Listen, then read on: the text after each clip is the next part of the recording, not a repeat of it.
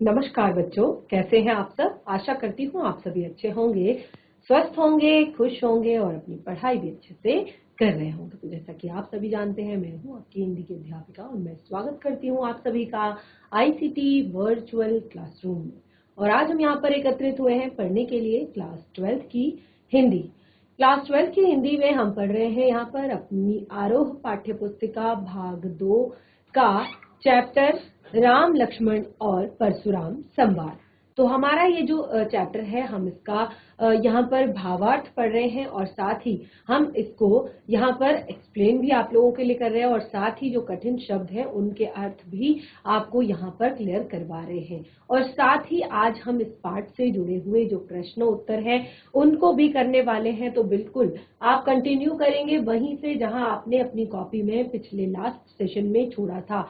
जो कुछ भी मैंने आप लोगों को बताया कि आपको ये नोट डाउन करना है, ये लिखना है, ये भावार्थ लिखना है और ये जीवन परिचय इस तरह से लिखना है। और मैं आशा करती हूँ कि आपने वो सारा जो नोट है वो अपनी नोटबुक में, अपनी जो स्कूल की फेयर कॉपी है उसमें नोट डाउन कर लिया होगा। तो कंटिन्यू करते हैं अपने सेशन को। और यहाँ पर जो अपना अगला यहाँ पर जो हमारा काव्यांश है उसके भावार्थ को जानते हैं और उससे जुड़े हुए जो प्रश्न हैं उनको पढ़ते हैं और साथ ही उसके बाद शुरू करेंगे अपने चैप्टर से दिए गए जो प्रश्न हैं। तो देखिए, जो हमारा लास्ट सेशन था उसमें हमने लक्ष्मण मूर्छा और राम विलाप, लक्ष्मण मूर्छा और राम विलाप जो है ये हमने यहाँ पर इससे जुड़े हुए जो काव्यांश है उनको हमने यहाँ पर पढ़ा था। तो देखिए, इसका एक बार प्रतिपाद्य विषय यानी कि जो हमने अपने लास्ट सेशन में डिस्कस किया था कि यह अंश रामचरितमानस के लंका कांड से लिया गया है। और जब लक्ष्मण को शक्ति बाण लगा, जब लक्ष्मण को शक्ति बाण लगने से लक्ष्मण मूर्छित हो जाते हैं तो भाई के शोक में विलगित राम का विलोप धीरे धीरे विलाप जो है धीरे धीरे प्रालाप में बदल जाता है, जिसमें लक्ष्मण का जो लक्ष्मण के प्रति जो उनका प्रेम है वो निकलता है और साथ ही एक ईश्वरीय राम का पूरी तरह से ये मानवीयकरण कर देता है। यानी कि जो एक ईश्वर है, जो भगवान है, इस तरह के उन भगवान राम का ये पूरी तरह से मानवीयकरण कर देता है और जिससे कि जो पाठक है यानी कि जो इसको पढ़ रहे हैं उनका काव्य मर्म से सीधा जुड़ाव हो जाता है। ठीक है, तो इस तरह घने शोक में यहाँ पर घने शोक के परिवेश में यानी कि एक शोक का वातावरण बना हुआ है, शोक का माहौल बना हुआ है, मैं हनुमान जी संजीवनी लेकर जाते हैं और कवि को करुणा रस और वीर रस के बीच उदय के रूप में ये दिखता है। ठीक है, तो सार हमको यहाँ पर पढ़ने की बहुत ज्यादा आवश्यकता नहीं है क्योंकि सार आप लोग आराम से अपने आप लिख सकते हैं। तो देखिए, ये हमने यहाँ पर जो हमारा कवित्व था वो हमने क्लियर कर लिया था और कवित्व के तीनों पार्ट हमने क्लियर कर लिए थे और उसके बाद हम यहाँ पर पढ़ रहे थे लक्ष्मण मूर्छा और राम विलाप का जो हमारा पार्ट है। उसमें हमने जो पहला दोहा है उसको हमने पढ़ लिया था, उससे जुड़े हुए कठिन शब्द, उससे जुड़े हुए प्रश्न उत्तर भी हमने कर लिए थे और साथ ही जो दूसरा काव्यांश हमें यहाँ दिया गया था वो भी हमने क्लियर कर लिया था, उससे जुड़े हुए प्रश्न, उससे जुड़े हुए कठिन शब्द यहाँ पर सब हमारे क्लियर हो चुके थे। नंबर 3 पर जो हमारा यहाँ पर अगला काव्यांश है इसको हम पढ़ेंगे, इस काव्यांश को इसको हम समझेंगे, इससे जुड़े हुए कठिन शब्द पढ़ेंगे। तो ध्यान पूर्वक सुनिएगा। सुत बित नारी भवन परिवारा, हो ही जाहि जग 12 असी विचार जिय जागृत ताता, मिलई न जगत सदोहर भ्राता, जथा पंथ बिनु खग अति दीना, मनि बिनु फनी करिबर करहीना, असमम जीवन बंधु बिन तोही, जो जड़ जैव जिरवाहो मोही, जहेऊ अवध कवन मोहलाई, नारी हेतु प्रिय भाई गवाई, बरु अपजस सतेहु जग माही, नारी हानि विशेष क्षति नाही। तो देखिए, इसके कठिन शब्द मैंने आप लोगों को क्लियर करवा दिए थे, फिर भी एक बार पढ़ लेते हैं। बित का अर्थ होता है धन, नारी का अर्थ होता है पत्नी, हो ही का अर्थ होता है आते हैं, जाते हैं। तो सुत बित नारी भवन परिवारा, धन सूत यानी कि जो संत होते हैं, कहते हैं संत लोगों के एक जगह पर घर नहीं होते, वो हमेशा इधर से उधर आते जाते रहते हैं। तो सुत बित नारी भवन परिवारा, सुत अर्थात संत, बित अर्थात धन, नारी अर्थात पत्नी, भवन का अर्थ होता है घर, परिवार ये क्या है, ये सब हो ही जा ही जग बारह बारह, आते हो ही अर्थात आते जाते रहते हैं, जा ही का अर्थ होता है जाते, हो ही का अर्थ है आते, जा ही का अर्थ है जाते हैं, आते जाते रहते हैं जीवन में बार बार। असी विचार जिय जागहूं ताता, तो ये विचार करके तो तुम जागो, मिल ही न जगत सदोहर भ्राता, और संसार में भाई जो है वो दोबारा नहीं मिलता है, इतना प्रेम करने वाला भाई दोबारा नहीं मिलता है। जथा पंथ बिनु खग अति दीना, जैसे बिना पंखों के बिना जो खग है, जो चिड़िया है, वो बहुत दीन हो जाती है। मणि बिनु फनी करिवर करहीना, मणि बिनु फनी अर्थात मणि के बिना नाग, करिवर अर्थात सूंड के बिना हाथी, बिल्कुल क्या होते हैं, दीनहीन होते हैं। असमम जीवन बंधु बिन तोही, और ऐसा मेरा जीवन है हे बंधु हे भ्राता तुम्हारे बिना। जो जड़ दैव जिरवा हो मोही, तो देखिए भाई का अर्थ, भ्राता का अर्थ होता है भाई, जंथा का अर्थ होता है जिस प्रकार, कर का अर्थ होता है सूंड। तो देखिए यहाँ पर आप क्या है, इसको कैसे हम करेंगे, बिल्कुल सेम उसी तरह से। सबसे पहले प्रसंग हम यहाँ पर लिखेंगे, प्रसंग में बिल्कुल आप वही इस तरह से लिखेंगे, प्रस्तुत काव्यांश हमारी आरोह पाठ्य पुस्तिका भाग 2 में संकलित लक्ष्मण मूर्छा और राम विलाप से ली गई है। यह प्रसंग रामचरितमानस के लंका कांड से लिया गया है, और इसमें इसके रचयिता तुलसीदास जी हैं, और तुलसीदास जी ने इस प्रसंग में लक्ष्मण मूर्छा पर राम विलाप का वर्णन किया है। ठीक है, तो क्या होता है कि श्री राम जी व्याकुल होकर कहते हैं कि संसार में पुत्र, धन, स्त्री, भवन और परिवार जो है वो बार बार मिल जाते हैं, आते जाते रहते हैं, लेकिन संसार में सगा भाई दोबारा नहीं मिलता है। और ये विचार करके हे तात, हे भ्राता, तुम जाग जाओ और मुझे इस तरह से मत सताओ।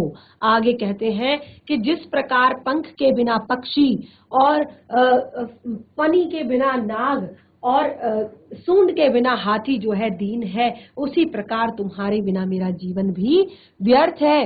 तो हे तात, मैं क्या मुंह लेकर अयोध्या वापस जाऊंगा।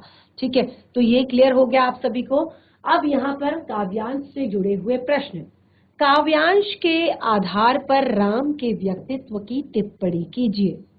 बिल्कुल भी यहाँ पर डिस्कस करने की जरूरत नहीं है, क्योंकि राम के व्यक्तित्व से आप देख पा रहे हैं कि वो यहाँ पर एक सामान्य मनुष्य की तरह, यानी कि जो एक सामान्य इंसान है, सामान्य व्यक्ति की तरह वो यहाँ पर व्यवहार कर रहे हैं। उसके बाद बहुत सारी चीजें ऐसी हैं कि जहाँ पर वो लक्ष्मण के प्रति अपने स्नेह को व्यक्त कर रहे हैं, और हर दुख से अपने भाई के दुख को सबसे बड़ा मानते हैं।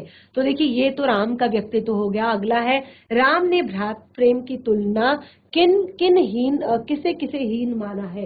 देखिए यहाँ पर राम ने भ्रात प्रेम की तुलना में कहा है कि जैसे पंखों के बिना पक्षी हीन होता है, मणि के बिना नाग हीन होता है, सूंड के बिना हाथी हीन होता है, उसी प्रकार हे भ्राता तुम्हारे प्रेम के बिना मेरा जीवन हीन है। अगला, राम को लक्ष्मण के बिना अपना जीवन कैसा लगता है। तो देखिए राम को लक्ष्मण के बिना अपना जीवन उतना ही हीन लगता है जैसे कि, सेम आंसर इसका भी हमारा आएगा। और अगला है, जहऊ अवध कवन मुहलाई, कथन के पीछे निहित भावना का पर टिप्पणी कीजिए। जहऊ अवध कवन मुहलाई, यानी कि अब जब लास्ट में रामचंद्र जी कह रहे हैं जहऊ अवध कवन मुहलाई, क्या मुंह लेके जाऊंगा अयोध्या में, तो इसके पीछे कौन सी भावना है, इसके पीछे कौन सी भावना है वो आपने लिखनी है। तो देखिए यहाँ पर राम का कर्तव्य बोध झलकता है। कैसा कर्तव्य, क्योंकि वो लक्ष्मण को अपनी जिम्मेदारी पर वन में लेकर आए थे और आज वो अपने उस कर्तव्य को, क्योंकि उनकी माँ ने कहा था, क्योंकि वो अपनी माता के इकलौते पुत्र हैं और उनकी माता ने कहा था कि अब तुम मेरे पुत्र का ध्यान रखोगे, तो आज वो अपनी जिम्मेदारी निभाने में असफल रहे हैं। तो इस तरह से राम जी कहते हैं कि जहे ओ अवध कवन मोलाई, यानी कि अब मैं अयोध्या क्या मुंह लेकर जाऊंगा। ठीक है, तो इस तरह से ये यहाँ पर हमारा क्लियर होता है ये काव्यांश। अगले की तरफ बढ़ते हैं। अब अपलोक शोक सुत तोरा, सह ही निठुर कठोर उर्मोरा, निज जननी के एक कुमारा, तात तास तुम प्राण आधारा, सौंपे सी मोही तुम ही गह पानी, सब विधि सुखद परम हित जानी, उतरऊ काह देहऊ ताई जाई, उठी कनि मोहि सिखाऊं भाई, बहुविधि सोचत सोच विमोचन, रत्रवत सलिल राजीव दल लोचन। तो क्या कहते हैं यहाँ पे आगे प्रस्तुत, देखिए यहाँ पे एक सोरठा भी है साथ में।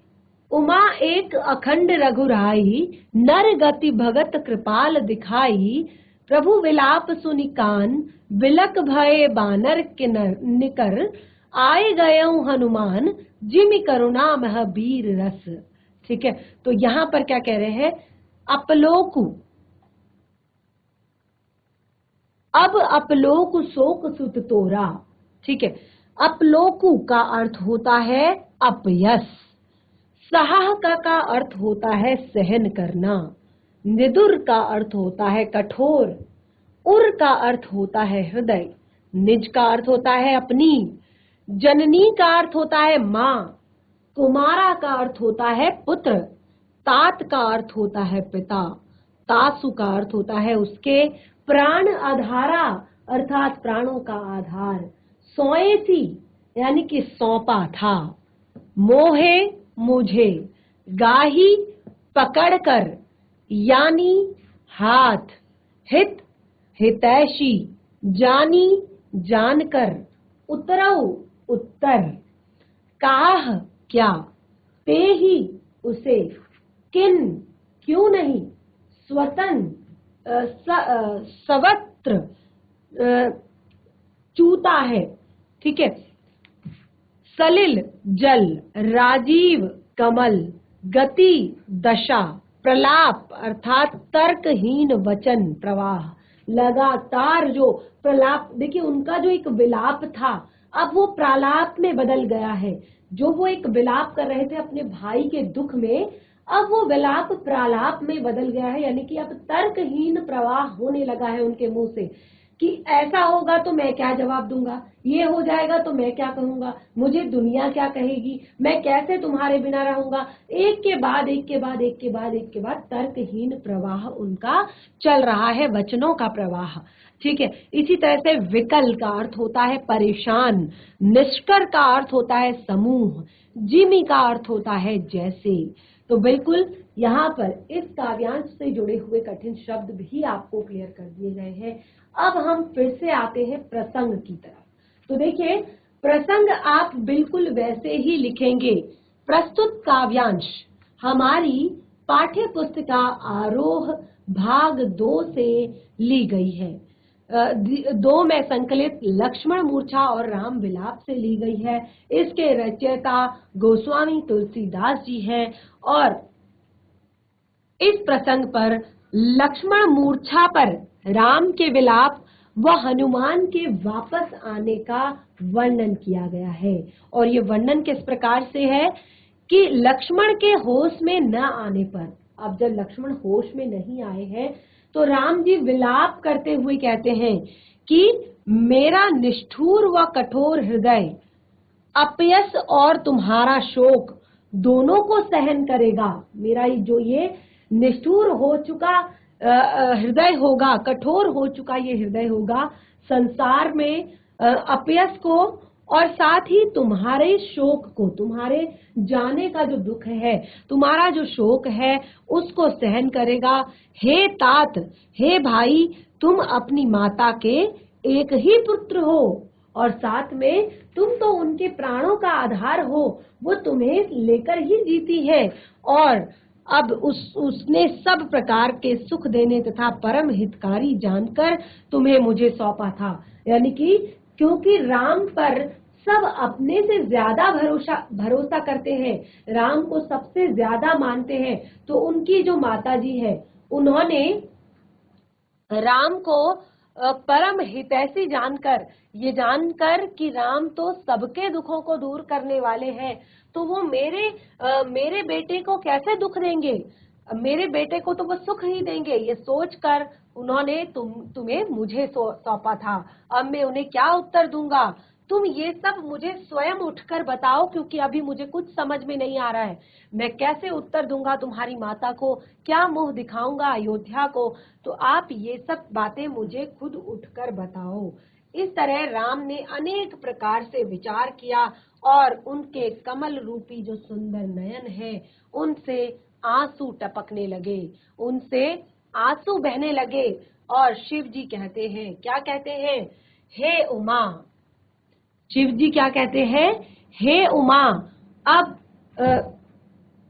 जो अद्वितीय है, जो अखंड है, जो भक्तों पर कृपा करने वाले भगवान है, उनमें मनुष्य की दशा दिखाई दे रही है, उनमें अभी मनुष्य की दशा दिखाई दे रही है। देखिए, उमा एक अखंड रघुराई, नर गति भगत कृपालु दिखाई, प्रभु प्रलाप सुनिकान बिकल भय, बानर निकर आई गए हनुमान, जिमि करुणा महावीर रस। तो यहाँ पर लक्ष्मण जी जब इस तरह से रामचंद्र जी को विलाप करते हुए तो देखते हैं भगवान शिव जी अपनी उमा से कहते हैं, पार्वती से कहते हैं, हे उमा, श्री राम का विलाप सुनकर हे उमा, जो अद्वितीय है, जो खुद अखंड है, भक्तों पर कृपा करने वाले ऐसे भगवान में आज मनुष्य की छवि दिखाई दे रही है। प्रभु का विलाप सुनकर वानरों का जो समूह है वो भी व्याकुल हो जाता है और इसके बीच हनुमान जी का आना, ऐसे में हनुमान जी संजीवनी बूटी लेकर आ जाते हैं और इसमें हनुमान जी का आना ऐसा लगता है जैसे करुणा रस में वीर रस की प्राप्ति हो गई हो या वीर रस प्रकट हो गया हो। ठीक है, तो बहुत ही सुंदर यहाँ पर इसकी व्याख्या की गई है, बहुत ही सुंदर तरीके से। अब देखिए, इससे जुड़े हुए कुछ प्रश्न हैं। अगर ये प्रश्न ये आपका काव्यांश आपकी नोटबुक में आता है तो आपको इस तरह से उत्तर देना पड़ेगा। पहला है, व्याकुल श्री राम अपना दुख कैसे प्रकट कर रहे हैं। देखिए, यहाँ पर श्री राम जी व्याकुल होकर अपना दुख प्रकट करते हुए कहते हैं कि वे कठोर हृदय से लक्ष्मण के वियोग और अपयश को तो सहन कर लेंगे, वो अपने दिल पर पत्थर रख लेंगे, अपने भाई का शोक, अपने भाई का दुख और जो अपयश उन्हें संसार से मिलेगा उसको वो सहन कर लेंगे, लेकिन वो अयोध्या में जो सुमित्रा माता है, लक्ष्मण जी की जो माता है, उनको वो क्या जवाब देंगे। ठीक है, अगला प्रश्न है, श्री राम सुमित्रा माता का स्मरण करके क्यों दुखी हो रहे हैं। देखिए, अभी श्री राम जी अयोध्या में सुमित्रा माता जो है उनके विषय में विचार करके बहुत ज्यादा दुखी हो रहे हैं, क्योंकि वो कहते हैं कि उन्होंने श्री राम को हर तरह से लक्ष्मण का हितैषी मानकर उनको लक्ष्मण को राम के पास भेजा था, लेकिन यहाँ पर तो क्या हुआ कि यहाँ पर लक्ष्मण की मृत्यु का जवाब वो उन्हें कैसे देंगे, क्योंकि वो उनका इकलौता पुत्र है, वही उनके प्राणों का आधार है। तो ऐसे में वो उनके बेटे की मृत्यु का समाचार उन्हें कैसे सुनाएंगे। तो इस तरह से वो बहुत ज्यादा दुखी हो रहे हैं, बहुत ज्यादा परेशान हो रहे हैं। जो पांचवा यहाँ पर हमारा काव्यांश है उसको पढ़ते हैं, बहुत ही सुंदर है, बहुत ही प्यारा है। हरसि राम भेटऊ हनुमाना, अति कृतस्य प्रभु परम सुजाना, तुरत बंद तब कीनी उपाई, उठे बैठ लक्ष्मण हरसाई। हृदय लाए प्रभु भेटऊ भ्राता, हर से सकल भालु कपि भ्राता, कपि पुनि बंद कहाँ पहुँचावा, जेहि विधि तबहि ताहि लहलावा। हर्षि, हर्षी का अर्थ होता है खुशी से। भेटऊं, भेटऊं का अर्थ होता है भेंटना, गले लगाकर अपना प्रेम प्रकट करना, भेंट करना। अति का अर्थ होता है बहुत अधिक। कृतज्ञ का अर्थ होता है आभार प्रकट करने वाला। सुजान का अर्थ होता है अच्छा, ज्ञानी और समझदार। वैध, वैध का अर्थ होता है वैध। कीन्ही का अर्थ होता है किया। भ्राता का अर्थ होता है भाई। हर्षे अर्थात खुश हुए। सकल अर्थात समस्त। ब्राता का अर्थ होता है समुद्र। युनि का अर्थ होता है दोबारा।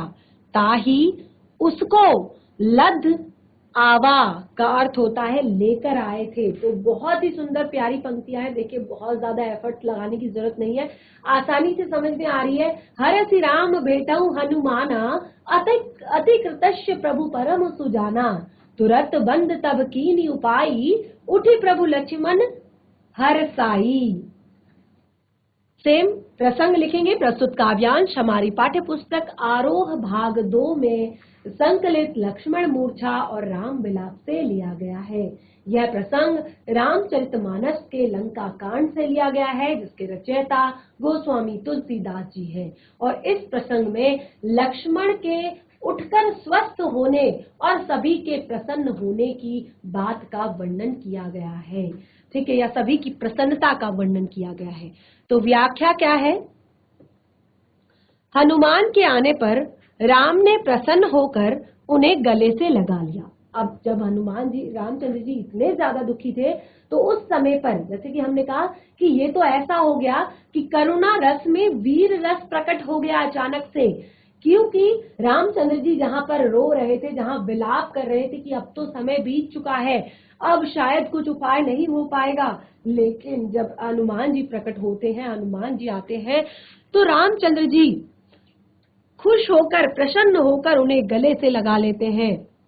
और परम चतुर और एक समझदार व्यक्ति की तरह राम ने हनुमान के प्रति अपनी कृतज्ञता प्रकट की और वैद्य ने शीघ्र ही उपचार प्रारंभ कर दिया, जिससे कि लक्ष्मण उठकर बैठ गए और बहुत प्रसन्न हुए। लक्ष्मण को राम ने गले लगाया और इस दृश्य को देखकर वहां पर जितने भी वानर थे, जितने भी भालू थे, जितने भी रामचंद्र जी के सेवक थे, जितने भी रामचंद्र जी की सेवा थी, उन सभी में खुशी और खुशी का माहौल छा गया। और हनुमान जी ने वैद्यराज को जिस तरह से वो वहां से उनको उठाकर लाए थे, उसी तरह से वो उनको उठाकर वहां से ले गए, उनके घर छोड़कर उन्हें आ गए। ठीक है, तो ये बहुत ही छोटा सा काव्यांश था, बहुत ही सुंदर था। तो अब इससे जुड़े हुए थोड़ा सा प्रश्न यहाँ पर देख लेते हैं कि हनुमान के आने पर राम ने अपनी प्रतिक्रिया किस प्रकार जताई। देखिए, राम प्रसन्न हो गए और उन्हें गले से लगाया और उन्होंने हनुमान के प्रति अपनी कृतज्ञता को व्यक्त किया। लक्ष्मण की मूर्छा किस तरह से टूटी? देखिए, हनुमान जी द्वारा लाई गई संजीवनी बूटी को जब सुषेण वैद्य ने लक्ष्मण को उपचार के रूप में दिया, तो परिणाम स्वरूप लक्ष्मण जी उठ खड़े हुए और बैठकर हंसते हुए बैठ गए, प्रसन्न होने लगे। अगला है, किस घटना से वानर सेना प्रसन्न हुई? देखिए, जब लक्ष्मण जी ठीक हो गए, रामचंद्र जी ने उन्हें गले से लगा लिया, उन दोनों की आंखों में खुशी के आंसू आ गए। तो इस घटना ने पूरी वानर सेना में खुशी की लहर आ गई। पूरी वानर सेना प्रसन्न हो गई और स्वयं हनुमान जी भी प्रसन्न हो गए। जे ही बिथि तबहि ताहि लद लावा, इस पंक्ति का आश्रय स्पष्ट कीजिए। तो बिल्कुल बहुत ही ज्यादा सरल है। अब तो आपको, मुझे लगता है, बहुत सारे एफर्ट्स लगाने की जरूरत ही नहीं है। कैसे? बहुत ही आसान शब्दों के, अगर आपको कठिन शब्दों के अगर आपको अर्थ क्लियर है तो आप बहुत आसानी से बता सकते हैं। जैसे जेहि विधि तबहि लाई लद लावा, जैसे इसका अर्थ ये होता है कि हनुमान जी जैसे सुषेण वैद्य को लेकर आए थे उनके घर से उठाकर, बिल्कुल उसी तरीके से वो उनको उनके घर पर वापस छोड़कर आ गए हैं। ठीक है, तो इससे जुड़े हुए हमारे प्रश्न ये भी समाप्त होते हैं। अगला हमारा यहाँ पर काव्यांश है, यह वृतांत दसानन सुनेऊ। यह वृतांत दसानन सुनेऊ अति विषाद मुनि पुनि पुनि सिर धुनेऊ। यह वृतांत दसानन सुनेऊ, अति विषाद पुनि पुनि सिर धुनेऊ। व्याकुल कुंभकर्ण पहियावा, विविध जतन करता ही जगावा। जागा निश्चर देखा कैसे, मानव काल देही धरि वैसे। कुंभकर्ण बुझा कहूं भाई, काहे तब मुख रहे सुखाई। अब देखिए, जब इस तरह की सारी बातें हो चुकी हैं, तो अब आपको बार बार ये चीज क्लियर करने की हमें आवश्यकता नहीं है, क्योंकि आप सभी को पता है हम लंका कांड से जुड़ा हुआ ये पाठ पढ़ रहे हैं। तो इस समय पर क्या सिचुएशन थी सभी के लिए विदित है कि रामचंद्र जी सीता माता की खोज में अयोध्या से यहाँ वनवास से लंका आए हुए थे, और जहां पर उन्हें पता चला था कि सीता जो है वो रावण के पास है, तो उन्होंने पहले रावण को समझाने की कोशिश की। उसके बाद उन्होंने रावण पर आक्रमण कर दिया, और एक एक करके रावण के सभी सैनिक, सभी सेनापति, सभी मारे जा रहे हैं। और जैसे कि मैंने आपको यहाँ पर बताया कि अब जब उन्होंने अपने बेटे मेघनाथ को तक युद्ध में उतार दिया है, तो इसके बाद जब लक्ष्मण को मूर्छा लग गई है, लेकिन अब लक्ष्मण जी उठ गए हैं, तो यहाँ पर क्या है, ये सारा वृतांत सुनकर कि ऐसा ऐसा हुआ था रामचंद्र जी की सेवा में लक्ष्मण को मूर्छा लगने के बाद, तो क्या कहते हैं, यह वृतांत दसानन सुनेऊ, अति विषाद पुनि पुनि सिर धुनेऊ। अर्थात देखिए, वृतांत का अर्थ होता है वर्णन। यह वृतांत, वृतांत का अर्थ होता है वर्णन। विषाद का अर्थ होता है बहुत दुख हुआ। सिर धुनेऊ का अर्थ होता है कि सिर धुनने लगा, पछताने लगा। ठीक है, इस तरह से पाही, पास। विविध का अर्थ होता है अनेक अनेक। जतन का अर्थ होता है प्रयास। करी का अर्थ होता है करके। ताही का अर्थ होता है उसे। जगावा का अर्थ होता है जगावा। निशिचर का अर्थ है राक्षस या कुंभकर्ण। कालू का अर्थ होता है मौत। देह का अर्थ होता है शरीर। धरी का अर्थ होता है धारण करना। बैसो का अर्थ होता है बैठना। बूढ़ा का अर्थ होता है बूझो, बताओ, पूछो। कहूं का अर्थ होता है कहो। काहे का अर्थ होता है क्यों। तब का अर्थ होता है तेरा। सुखार्ध का अर्थ होता है सूखा हुआ। ठीक है, तो बिल्कुल आप व्याख्या और प्रसंग, जो प्रसंग है सेम आएगा, बिल्कुल सेम आएगा। बस जो लास्ट की पंक्ति है उसको आप बदल सकते हैं। प्रस्तुत काव्यांश हमारी पाठ्य पुस्तिका आरोह भाग 2 में संकलित। ठीक है, ये आपने जरूर लिखना है, क्योंकि ये प्रसंग है और इसमें आप एक लाइन चेंज करेंगे, क्योंकि जो जो आप काव्यांश पढ़ रहे हैं सबका जो मोटिव है वो अलग अलग है, यानी कि सब में अलग अलग चीजें हो रही हैं। तो ये वाला जो हमारा नंबर 6 काव्यांश है, इसमें है कि इस प्रसंग में कुंभकर्ण के जागने का वर्णन किया गया है, क्योंकि कुंभकर्ण जो 6 महीने तक सोया रहता है और 6 महीने जागता है। तो जब वो इस समय वो सोया हुआ है, तो उसको जगाने का ये प्रयास यहाँ पर किया जा रहा है। तो व्याख्या किस तरह से है, जब रावण ने लक्ष्मण के ठीक होने का समाचार सुना, जब रावण ने यह सारा समाचार सुना, जो अभी अभी हमने यहाँ पर सारी बातें डिस्कस की थी, तो जब रावण ने ये बात सुनी, तो अब वह दुख से, पछतावे से अपना सिर ढूंढने लगा, क्योंकि उसको लगा कि उससे बहुत बड़ी गलती हो गई, ये कोई साधारण व्यक्ति नहीं है। तो व्याकुल होकर वह कुंभकर्ण के पास गए और किस तरह अनेक अनेक तरह के प्रयास करके उसे जगाने लगे। कुंभकर्ण जागकर बैठ गया। जब वो बैठा हुआ था, तो वो कुंभकर्ण था, एक बहुत बड़ा निश्चर था, बहुत बड़ा राक्षस था। तो जब वो उठकर बैठा हुआ था, तो ऐसा लग रहा था कि स्वयं यमराज ने, स्वयं मौत के देवता ने यहाँ पर एक शरीर धारण करके वो वहां पर बैठे होंगे। तो रावण से कुंभकर्ण ने पूछा कि भाई कहो, तुम क्यों दुखी हो, तुम्हारा मुंह क्यों सूखा हुआ है, तुम क्यों परेशान हो। ठीक है, तो इस तरह से उसने यहाँ पर पूछा। तो कुछ कठिन शब्द कि रावण ने कौन सा वृतांत सुना। बिल्कुल, रावण ने बिल्कुल वही वृतांत सुना कि कैसे मूर्छित लक्ष्मण को जिला दिया गया, पुनर्जीवित कर दिया गया, और उसकी प्रतिक्रिया यह थी कि वो अत्यंत दुखी होकर अपना सर पीटने लगा। अगला है, रावण कहाँ गया और क्या किया। रावण कुंभकर्ण के पास गया और उसको अनेक तरीकों से नींद से जगाने का प्रयास किया। कुंभकर्ण कैसा लग रहा था? नींद से जागने के बाद कुंभकर्ण बिल्कुल ऐसा लग रहा था मानो यमराज का शरीर धारण कर बैठा हुआ हो, मृत्यु का देवता वह लग रहा था। कुंभकर्ण ने रावण से क्या पूछा? कुंभकर्ण ने रावण से पूछा, कहो भाई, तुम्हारे मुख क्यों सूखे हुए हैं? अर्थात तुम्हें क्या कष्ट है, तुम्हें क्या परेशानी है? तो इस तरह से नंबर 6 जो हमारा काव्यांश है उसका भी हमने यहाँ पर कठिन शब्द पढ़ लिए हैं, भावार्थ पढ़ लिया है, व्याख्या सप्रसंग कर दी है और साथ ही कठिन शब्द भी कर लिए हैं। कथा कही सब ते ही अभिमानी, कही प्रकार सीता हरियाणी, तात कपिह सब निश्चर मारे, महा महा जोधा संहारे, दुर्मुख सुरूप मनुज आहारी, भट अतिकाय कंपन भारी, अपर महोधर आदिक बीरा, परे समर मही सब रणधीरा।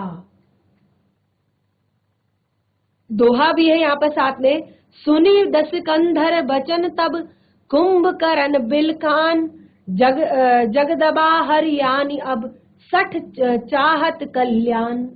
तो देखिए ये जो दोहा है ये भी बहुत ही ज्यादा सुंदर है और आप आगे देखेंगे, कथा कही सब ते ही अभिमानी, कही सी प्रकार सीता हरियाणी।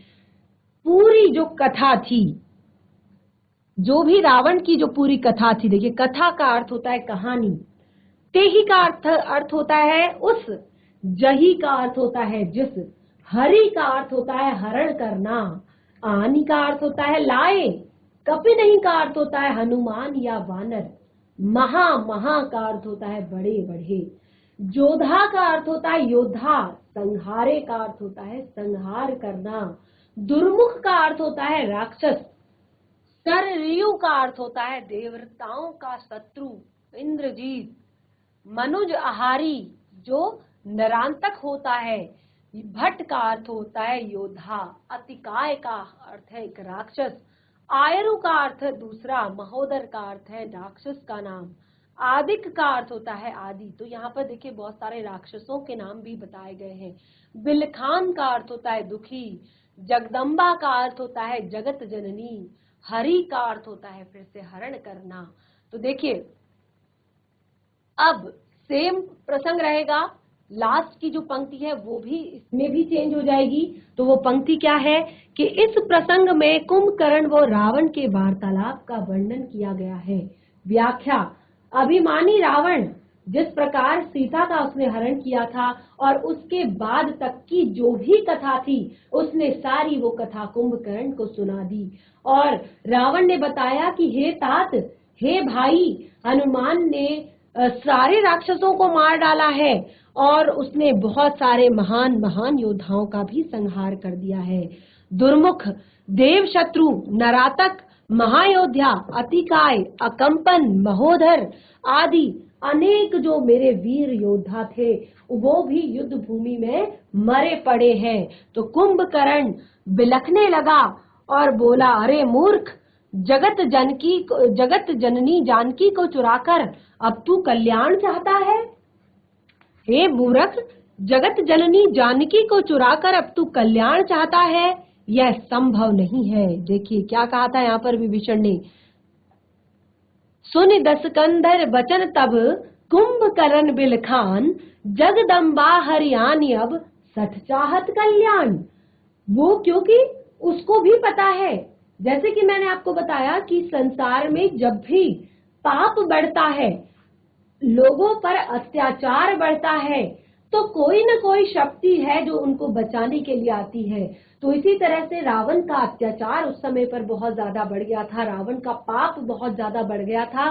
तो भगवान को उसका संहार करने के लिए इस धरती पर जन्म लेना पड़ा। तो ये सारी चीजें पुनर्विदित थी, लेकिन रावण को ये महसूस नहीं हो रहा था, रावण को ये फील नहीं हो रहा था। वैसे तो वो भी एक बहुत बड़ा ज्ञानी पंडित था, वो भगवान शिव का परम भक्त था, लेकिन जब ये सारी करतूतें उसके भाई कुंभकर्ण को पता चली तो वो बहुत ज्यादा दुखी दुखी हो गया, वो रोने लगा, कहता है जगदम्बा जगत जननी का हरण करके अब तू अपना कल्याण चाहता है रे मूर्ख। तो आगे क्या कहा है, यह संभव नहीं है, यानी कि बिल्कुल भी ये संभव नहीं है कि अब तुम्हारा कल्याण हो सकता है। ठीक है, तो इस तरह से हमारा ये जो पूरा का पूरा लक्ष्मण मूर्छा और राम विलाप से संबंधित जो हमारा पूरा चैप्टर था ये कंप्लीट हो चुका है। बहुत अच्छे से हमने पाठ को यहाँ पर डिस्कस किया, साथ ही पाठ से जुड़े हुए सारे कठिन शब्दों को हमने यहाँ पर पढ़ा और काव्यांश से जुड़े हुए प्रश्नों के उत्तर हमने यहाँ पर देखे। लास्ट जो आपका ये काव्यांश से जुड़ा हुआ यहाँ पर 4 प्रश्न दिए गए हैं, ये आपके लिए होमवर्क है। पहले आप कुछ इस तरह के प्रश्न बनाएंगे और उसके बाद आप उन प्रश्नों को सॉल्व करेंगे। और मैं आशा करती हूँ कि इसके बावजूद आपको ये सारी जो प्रश्नों से जो आपके इस पाठ से जुड़े हुए जो प्रश्न हैं उनको सॉल्व करने की जरूरत नहीं पड़ेगी। आपको उन सबको खुद से आप उनको आराम से कर सकते हैं। तो आपका ये होमवर्क है कि आज आप इस पाठ से जुड़े हुए सारे प्रश्नों के उत्तर अपनी नोटबुक में करेंगे। तो आज का सेशन हमारा यहीं पे समाप्त होता है। हम मिलेंगे अपने नेक्स्ट सेशन में, तब तक के लिए धन्यवाद। आपका दिन शुभ हो।